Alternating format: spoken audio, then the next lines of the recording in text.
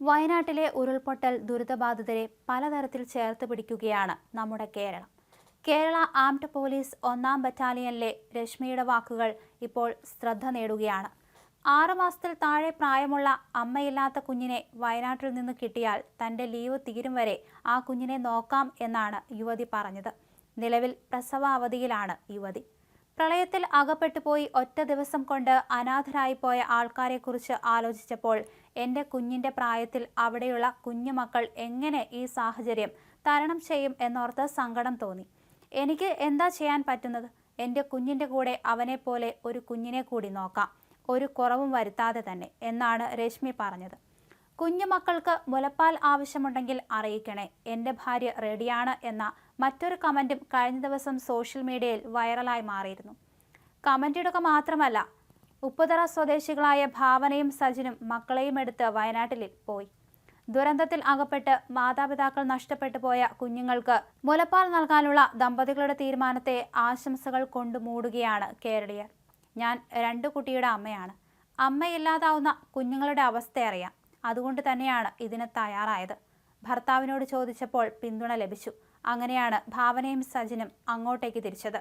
4 വയസ്സും 4 മാസവും പ്രായമുള്ള 2 കുട്ടികളുടെ അമ്മയാണ് ഭാവന. ഉരുൾപൊട്ടലിൽ തകർന്നടിഞ്ഞ വയനാടിന് സഹായവുമായി കൂടുതൽ അന്യഭാഷാ താരങ്ങളും രംഗത്തെത്തിയിരുന്നു. സൂര്യ, കാർത്തി, ജ്യോതിക, രശ്മിക മന്ദാന എന്നിവരാണ് ഇപ്പോൾ ദുരിതാശ്വാസ പ്രവർത്തനങ്ങൾക്കുള്ള സാമ്പത്തിക സഹായം വാഗ്ദാനം ചെയ്ത് രംഗത്തെത്തിയത്. നടൻ വിക്രം മുഖ്യമന്ത്രിയുടെ ദുരിതാശ്വാസ നിധിയിലേക്ക് 20 ലക്ഷം രൂപ സംഭാവന ചെയ്തതിന് പിന്നാലെയാണിപ്പോൾ കൂടുതൽ താരങ്ങൾ സഹായവുമായി രംഗത്തെത്തിയത്. മുഖ്യമന്ത്രിയുടെ ദുരിതാശ്വാസ നിധിയിലേക്ക് 50 ലക്ഷം രൂപയാണ് സൂര്യയും കാർത്തിയും ജ്യോതികയും ചേർന്ന് നൽകിയത്. ഹൃദയം തകർന്നു പോകുന്നു എന്നാണ് സൂര്യ വയനാട്ടിലെ ദുരന്തത്തോട് പ്രതികരിച്ചത്.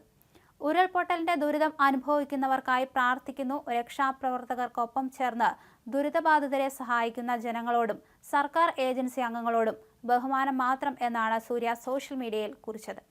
വാർത്ത കണ്ടപ്പോൾ ഹൃദയം നുറുങ്ങിപ്പോയെന്നാണ് രശ്മിക സോഷ്യൽ മീഡിയയിൽ കുറിച്ചത്. ഭീകരമാണ് ഈ അവസ്ഥ.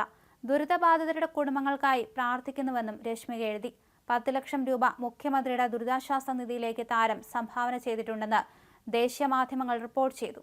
കഴിഞ്ഞ ദിവസം നടൻ വിക്രം മുഖ്യമന്ത്രിയുടെ ദുരിതാശ്വാസ നിധിയിലേക്ക് 20 ലക്ഷം രൂപയുടെ സംഭാവന നൽകിയിരുന്നു. വാർത്താ സമ്മേളനത്തിൽ മുഖ്യമന്ത്രി തന്നെയാണ് ഇക്കാര്യം അറിയിച്ചത്.